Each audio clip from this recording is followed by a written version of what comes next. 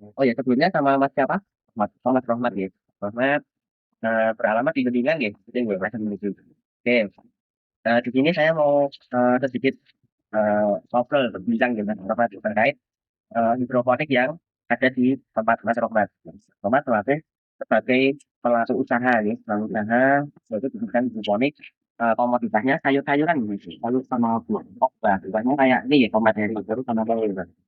Kalau untuk aspek, pasar sendiri Mas, untuk aspek pasar sendiri gimana sih, permintaan produk sayuran, khususnya hidroponik dari konsumen? Kalau untuk sayur sendiri, terlebih untuk selada, ini untuk permintaan di bulan-bulan mulai November sampai nanti kemungkinan sampai musim hujan. Itu kemungkinan kalau ini perkiraan di bulan Maret, April, itu nanti perkiraan permintaan melonjak. Dikarenakan untuk sayur konvensional itu yang pertama itu mengalami banyak gagal panen, yang kedua dari segi kualitas juga berkurang. Nah, maka dari itu untuk konsumen sekarang lebih kayak beralih ke hidroponik untuk saat ini. Ya, tapi kan nanti kalau udah mulai stabil kembali, itu biasanya nanti untuk permintaan pasar sedikit menurun. Tapi biasanya kalau untuk kita sudah memiliki beberapa apa partner atau apa orang yang bekerja sama dengan kita. Kalau untuk secara strategi sendiri Mas, ya, untuk penjualannya seperti apa? Kalau untuk kita sendiri, contohnya untuk selada, itu kita main di kualitas sama dengan di rasa. Yang pertama untuk kualitas itu sebisa mungkin kualitas kita main di premium. Yang kedua untuk dari segi rasa kita harus ada perbedaan antara selada hidroponik sama selada yang konvensional. Contohnya di rasa. Misal kalau selada hidroponik, ini kita pakai yang selada jenis impor. Sementara kalau yang lokal itu pakai benih lokal itu biasanya ada rasa pahitnya. Oh, dari segi rasa udah beda, terus dari segi awet nanti juga beda. Misal selada pasar itu 2 sampai 3 hari sudah rusak, tapi kalau untuk selada hidroponik itu misal di suhu ruang bisa sampai 1 minggu. Kemudian kalau untuk ini Mas, kapasitas ini paketnya namanya talang ya? Ya, talang. Dikasih. Untuk satu lonjong talang itu panjangnya berapa, kemudian, kapasitasnya berapa? Kalau untuk talang sendiri ini untuk panjang per 4 meter. Setiap 4 meter itu kurang lebih di 20 lubang bang. 20 lubang tanam untuk belasan.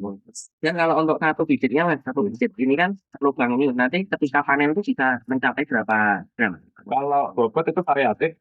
Misal di musim hujan seperti ini itu bobot sedikit menurun. Jadi di kisaran 125 sampai di 150. Nah, ya 150 gram. Tapi kalau untuk di musim panas sendiri itu bisa agak tinggi. Di kisaran 150 bahkan sampai di 200 gram. Ya, per tanaman. Dari manajemen, ya, manajemen pengelolaannya dulu itu, Mas Ahmad apakah ada teman atau ada istilahnya karyawan yang membantu di bidang apa namanya pengelolaan manajemennya? Manajemen dalam itu. Dari mulai perawatan operasional sampai ke penjualan hasil. Nah, kalau untuk perawatan terus untuk manajemen kebun ini sendiri itu masih mandiri. Kalau untuk saat ini dibantu dengan anak-anak PKL. Tapi kalau untuk penjualan itu kita misal seperti halnya pas setelah misal baru susah gitu.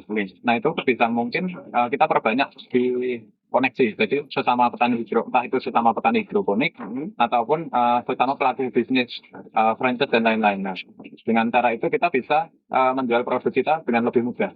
Misalkan kayak untuk saya sendiri itu gabung dengan satu komunitas, nah itu untuk mempermudah entah itu dari manajemen dari kebun, terus misal ada permasalahan itu bisa konsultasikan, terus untuk penjualan juga bisa saling diskusi.